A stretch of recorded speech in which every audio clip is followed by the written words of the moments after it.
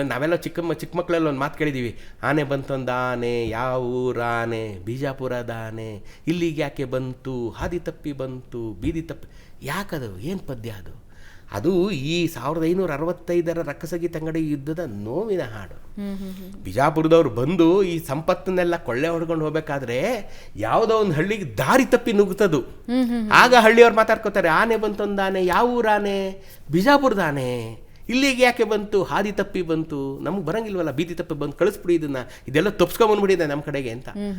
ಆನೆಗಳ ಮೇಲೆ ಸಂಪತ್ತನ್ನು ಕೊಂಡು ಹೋದ್ರು, ಕೊಳ್ಳೆ ಹೊಡ್ಕೊಂಡು. ಬಿಜಾಪುರದ ಆನೆ ಅಂತ ಅವ್ರಿಗೇನು ಗೊತ್ತಾಯ್ತು?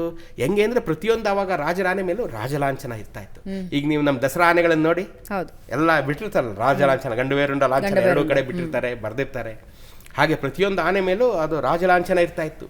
ಹಂಗಾಗಿ ಇದು ಬಿಜಾಪುರದವರು ಅಂತ ಗೊತ್ತಾಯ್ತು. ಅಯ್ಯೋ, ಇದು ಬಿಜಾಪುರದ ಆನೆ, ಇಲ್ಲಿಗೆ ಯಾಕೆ ಬಂತು, ಹಾದಿ ತಪ್ಪಿ ಬಂತು, ಬೀದಿ ತಪ್ಪಿ ಬಂತು. ಅಷ್ಟು ಸಂಪತ್ತು ಕೊಳ್ಳೆ ಹೊಡೆದು.